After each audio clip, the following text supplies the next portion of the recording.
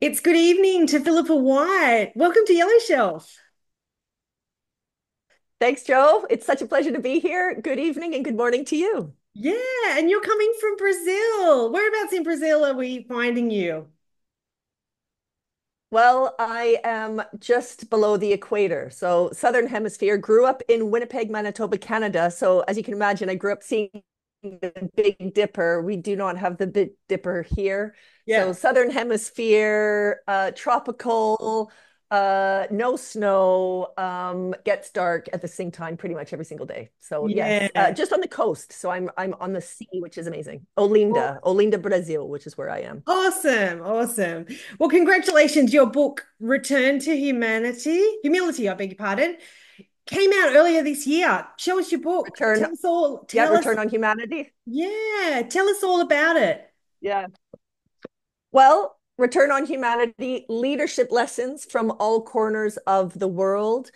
I mean, the idea sort of is as it says it on the cover. It basically is all about how life, leadership, and business has a greater return and is a whole lot better when you focus on humanity and human competencies and just being kind and um, tapping into all of those human competencies rather than just focusing on return on investment. And so I've been doing what I do for 20 years now, and it's very much rooted in developing the human competencies of leaders from the private sector. And basically, it's just rather than it being a really boring business book that's all about frameworks and theory, because what I do is very much rooted in humanity. I work in 26 countries around the world doing the work that I do. So it really is a whole lot of leadership lessons and stories from all of the different places that we work, but also a whole lot of insights from people from all over the world. And we just keep coming back to the same place, which is that there is a greater return if for business and for leadership and in life if you tap into that humanity. And so it's full of stats and stories and it, global experiences. Ah, that's brilliant. And Philippa, anyone who knows me or who has known me a long time knows that I'm definitely a human first person. And that's always going to enhance the rest of it. So, oh, that's so brilliant. Philippa, tell us about what actually inspired you to write the book because you go from this corporate career of working to actually putting pen to paper. How was that experience? Tell us about that. What was that like? What inspired you? Yeah, well, I ask this question a lot on my podcast as well, asking people, what was that catalyst? And there's always a catalyst. There's a founder's story, right? So there was definitely a catalyst. I was working in London, England, in advertising at the time when my uncle, who passed away in 2004, and he is was from South Africa. So I was born in South Africa, grew up in Canada, Wow. lived in London. Obviously, I my business is based in London and or England, and obviously I now live in Brazil. But when I was growing up in Winnipeg, Manitoba, Canada, my life was very, very, very different to my family's life growing up in apartheid South Africa. And my uncle actually was Nelson Mandela's doctor when Nelson Mandela came out of prison and started negotiations with the apartheid government. He needed a doctor with him to ensure that he stayed healthy and well, because if anything happened to him, obviously you can imagine a civil war would have broken out. Yeah.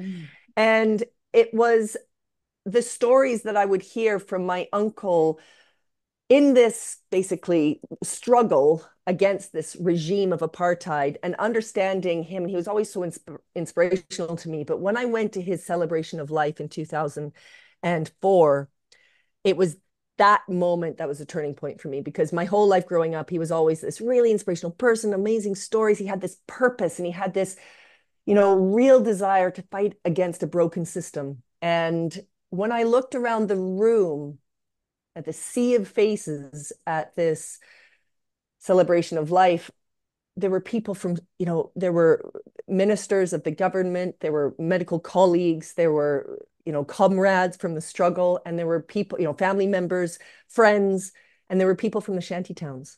Yeah. And I just saw this. It was like someone had taken a slice in all of society and everyone was at the celebration of life. And I realized, oh my goodness, he touched so many people's lives. It wasn't just mine. And Yeah. then I realized, you know what? No, all of these people created him. Yes. And what do I mean by that? It would have been very easy for him to stay in a very white, siloed South African world Yeah. during apartheid or at any time, living that very bubbled life. But he didn't. He stepped across those divides. He stepped into other worlds. He challenged broken systems and he put himself sometimes at risk to be able to help other people, but then also find his purpose and discover who he was. And that by pushing yourself in new ways, stepping into other worlds and open your mind and expanding your personal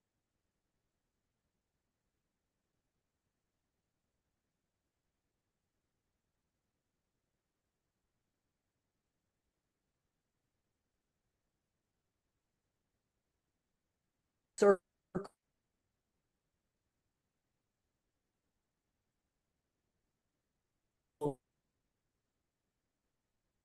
and sees vulnerable doubt, hanging out with the same people all the time, doing the same things all the time, having the same conversations at the time, all the same time. But we're still expected to think differently, challenge broken systems, innovate, be inspirational leaders.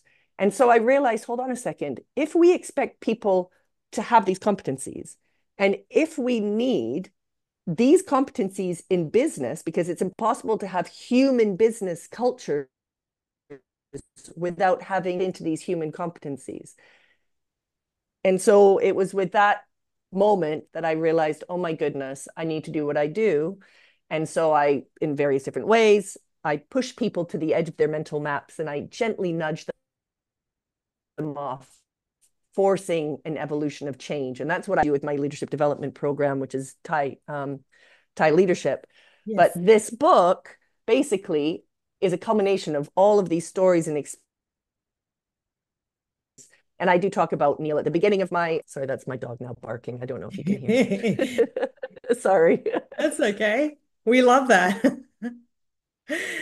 Yeah, Um, human everyday life. So the reason so that was the reason I do what I do, but also that is the story that really is the sort of catalyst to recognizing just how important it is that we do tap into those human competencies and that it does, of course, make life and business a lot better. Yeah, absolutely. And Philippa, I'd love to, I think I read about you. You've written 60 articles. Like you're a writer clearly as part of, your leadership work.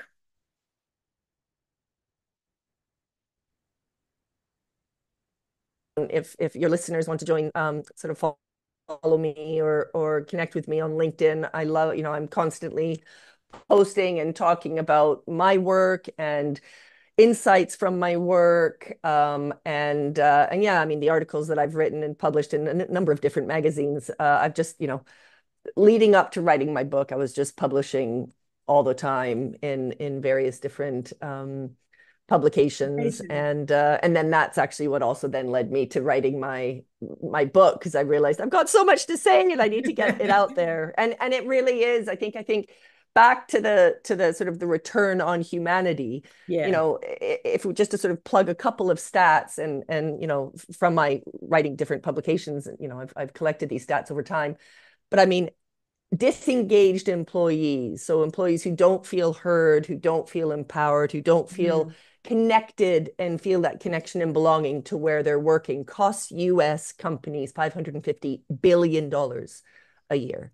Wow. Yet, if you have engaged employees, if you have people who feel psychologically safe, if they feel like their purpose is linked to the purpose of the business, if they feel heard, if they feel excited, they're going to innovate, they're going to be creative, they're going to show up to work, they're not going to be, they're not going to sort of quietly quit, they're not going to quit. Yeah. And companies, if they are engaged, are 21% more profitable. So the Yeah. thing is this is sort of a no-brainer. And we need to recognize that understanding what we used to call the soft skills, they're actually power skills, critical skills that we need in business, but it's also in life. And so the book is separated into three sections. One, we have our everyday life experiences, because before we're leaders, we're people. And then the second part of the book is leadership in business. And then actually the third part of the book, because a lot of what I do is rooted in making the world a better place, is the more human people are, the more they tap into their human competencies, it is also better for the planet. Yeah, so true. Philippa, I think you just touched on it because I will put it in the show notes. How do we connect with you? If we're curious about the book, if we're curious about you, what's the best way on socials to yeah, stay connected? Amazing. Well, connect with me on LinkedIn. So Philippa White. I do have a website. So philippajwhite.com. You can check out the book, returnonhumanitybook.com, and thaileadership.com if you're interested in the leadership program. Awesome. I'll put that in the show notes to make it super easy. Philippa, thank you so much for joining us. My Thank you last for quick, having me, Joe. I'm going to ask you one last quick cheeky question. Are there any more books? Like, will you, any plans for That future? I can recommend?